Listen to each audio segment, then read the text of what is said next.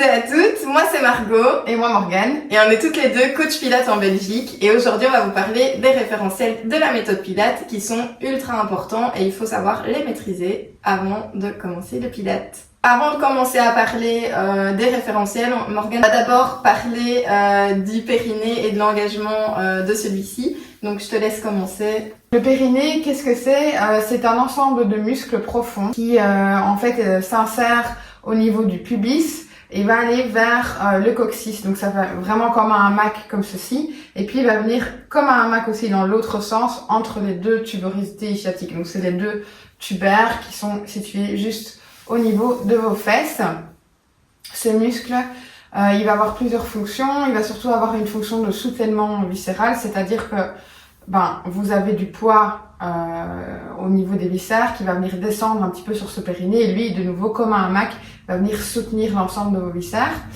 Il va avoir un rôle dans l'hypopression, donc quand il va se contracter, il va permettre d'avoir ce soutènement qui va être actif et donc vous allez avoir les viscères qui vont venir remonter un petit peu sous la sangle abdominale.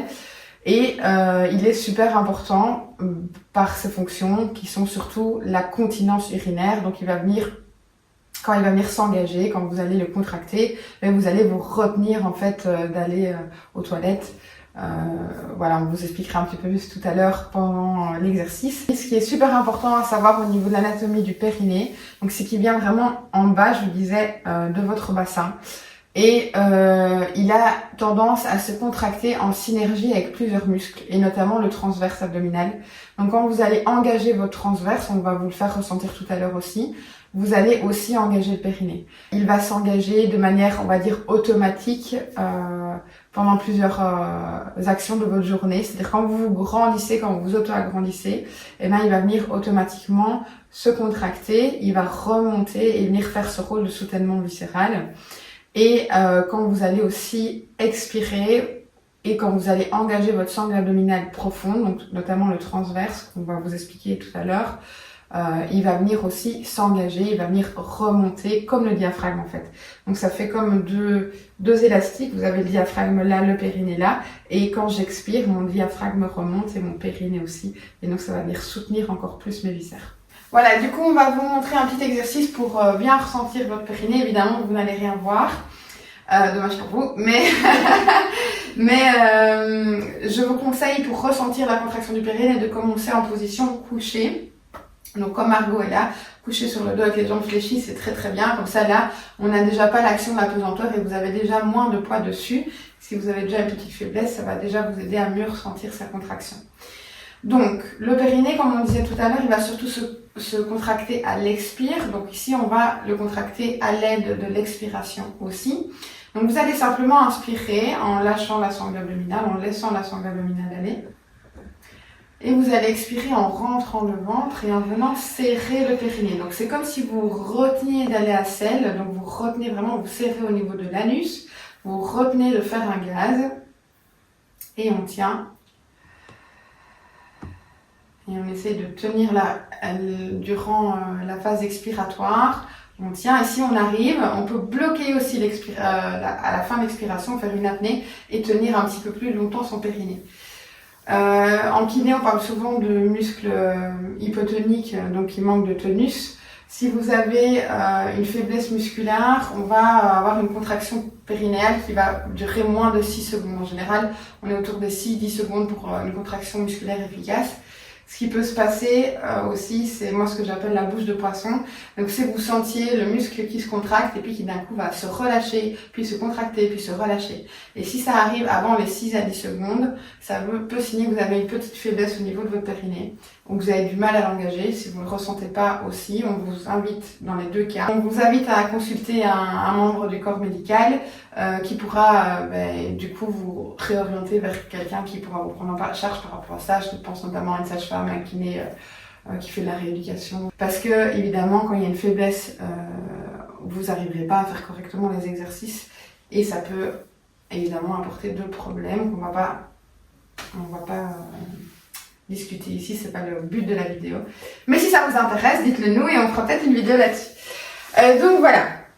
Pour le périnée, position couchée de départ, on inspire simplement, on expire, on serre son périnée. Si ça va, je tiens pendant l'apnée.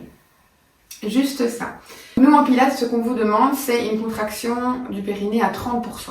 Donc, qu'est-ce que ça veut dire? Ça veut dire que quand vous retenez vraiment d'aller à selle ou de faire un gaz, vous êtes à 100% contraction. Là, c'est difficile, vous devez vraiment et vous pouvez pas.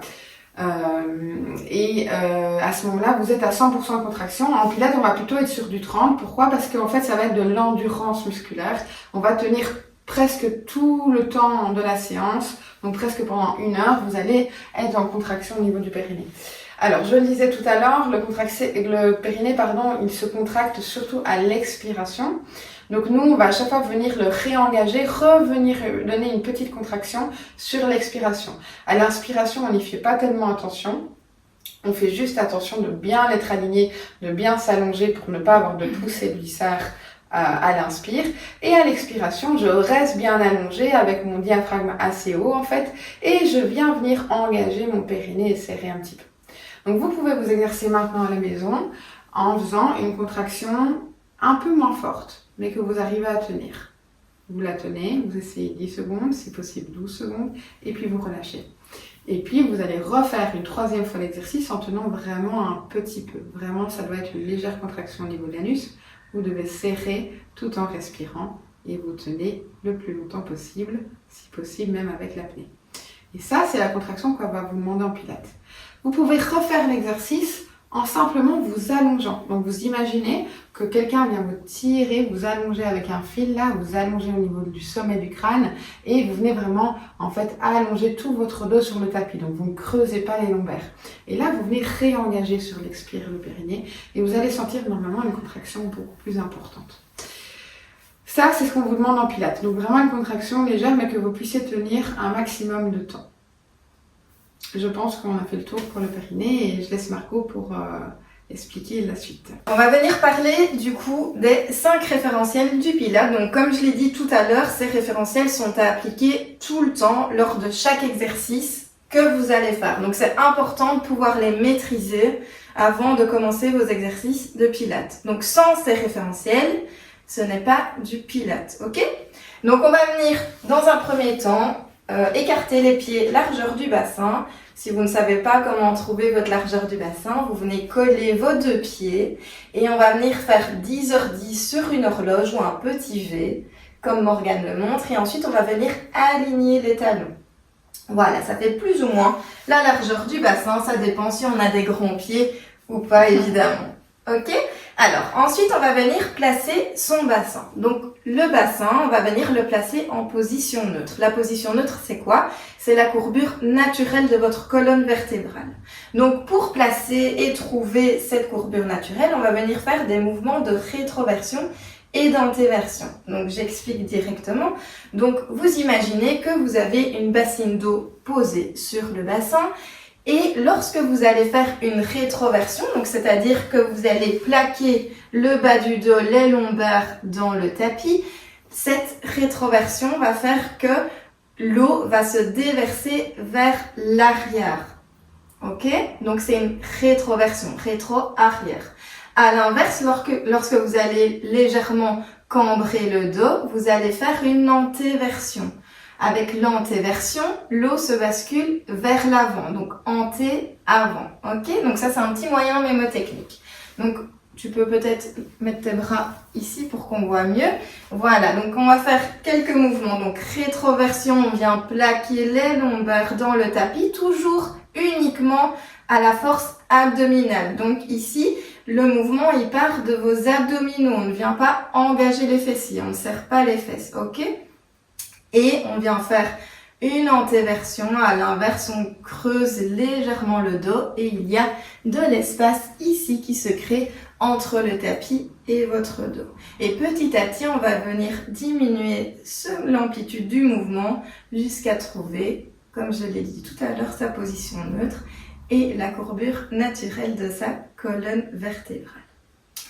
Lorsque ça s'est fait, on va venir placer les épaules et les omoplates. Donc pour les épaules, on vient les abaisser à un maximum. On crée de l'espace entre les oreilles et les épaules et on va venir placer les paumes de main vers le plafond pour déjà venir engager les omoplates. Donc les omoplates, elles sont stabilisées dans le tapis, on vient les resserrer et automatiquement on vient agrandir et ouvrir la cage thoracique.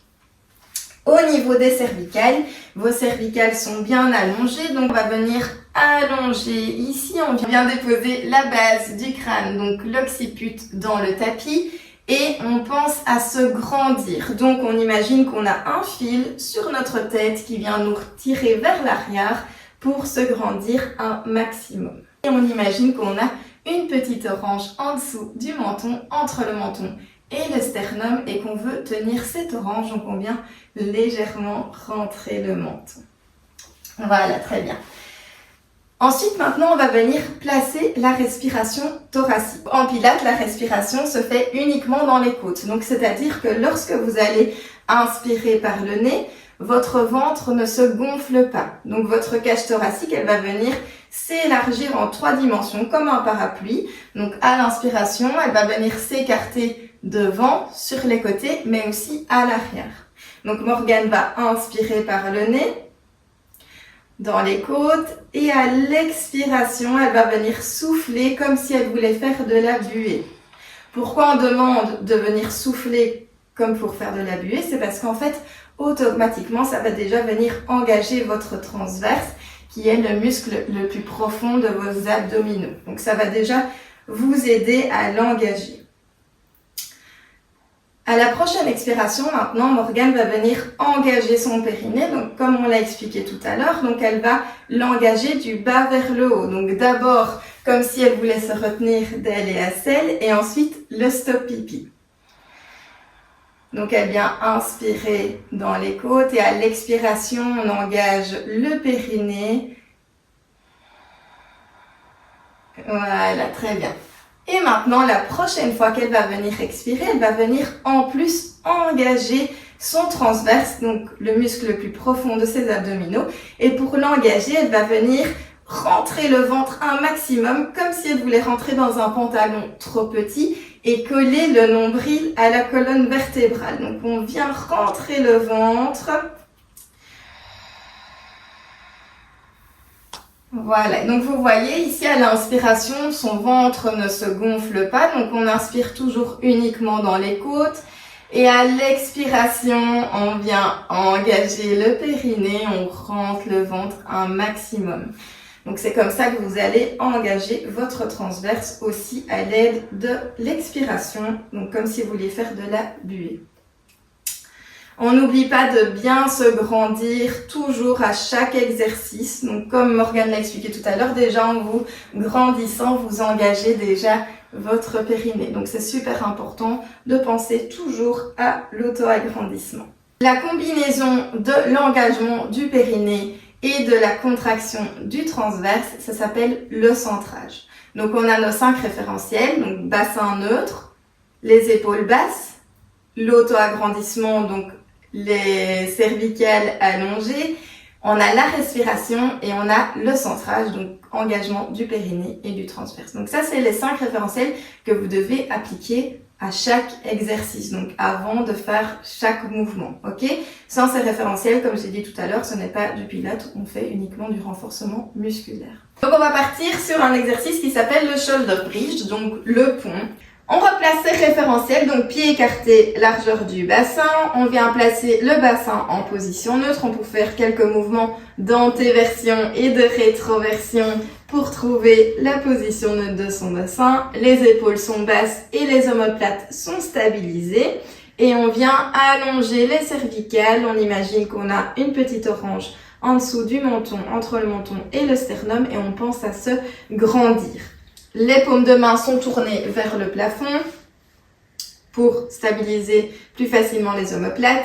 Et ici, on va venir à l'expiration. Donc, on engage d'abord son périnée et son transverse. Et à l'expiration, on va venir faire un mouvement de rétroversion du bassin. Et puis seulement, on va engager les fessiers et monter.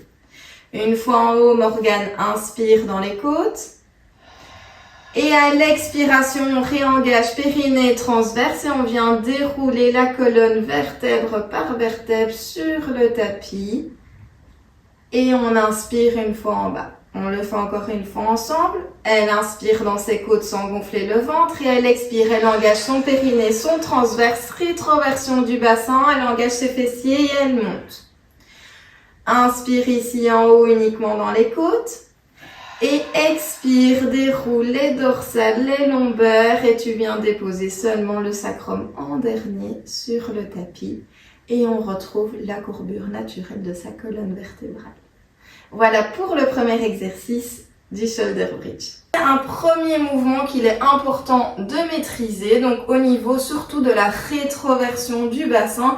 Donc ça va vous permettre de ne pas vous faire mal au dos lorsque vous allez faire cet exercice. Donc c'est hyper important de bien décortiquer le mouvement. Voilà pour un premier exercice. Donc maintenant qu'on a fait le tour des référentiels, qu'on a montré le premier exercice, normalement, vous allez pouvoir commencer à pratiquer le Pilates. Je voulais vous remercier d'avoir suivi cette vidéo et on espère qu'elle vous a plu. On espère aussi que vous avez déjà intégré les bases du Pilates.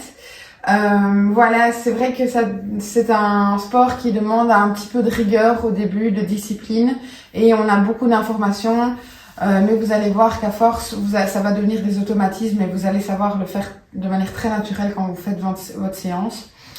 On est très rigoureux, je le disais, on met un point d'honneur à ce que tous ces référentiels soient acquis, compris et exécutés lors de tous les mouvements. Simplement parce que c'est un peu comme quand vous faites de la danse classique. Si vous n'avez pas une belle posture, si vous n'avez pas toute cette coordination, tout cet engagement musculaire, le mouvement n'est pas beau, le mouvement n'est pas correct et on n'est pas dans la discipline. Si vous le faites en étant relâché et en étant tout comme un spaghetti tout mou, ça va plus ressembler, je sais pas moi, du raga, du hip-hop que de la danse classique. Nous, c'est la même chose en pilates. Si vous ne le faites pas avec la bonne statique, on travaille pas les mêmes muscles. Ici, on va vraiment venir travailler les muscles profonds, les muscles posturaux, et c'est ce qui va donner cette belle posture, ce beau corps esthétique, athlétique. Donc voilà, c'est très important. Et c'est aussi important, essentiel pour votre corps parce qu'il y a beaucoup de bienfaits sur tout ce qui est douleur, notamment les douleurs au niveau du dos, mais aussi tout ce qui est douleur articulaire. Le Pilates va vraiment avoir un impact positif. On le voit avec nos patients, on le voit avec plein de gens dans notre quotidien. C'est un petit peu compliqué de synchroniser l'ensemble des mouvements et de ce qu'on vous demande au début. Et c'est pour ça qu'on a fait cette vidéo-là. Vous pouvez la regarder quand vous voulez et refaire toutes ces bases en fait pour perfectionner votre Pilates. Et vous verrez qu'à force, ça va vraiment faire la différence. Vous allez vraiment sentir un engagement total du corps et sentir les bienfaits sur votre corps. Ne lâchez pas, continuez à vous exercer, à vous entraîner et petit à petit, vous deviendrez un maître du Pilates. C'est ce qu'on vous souhaite en tout cas. Et si vous souhaitez encore plus de vidéos et plus d'informations, n'hésitez pas à nous suivre. Voilà, on vous souhaite une bonne journée à tous et toutes et on vous dit à bientôt. À bientôt.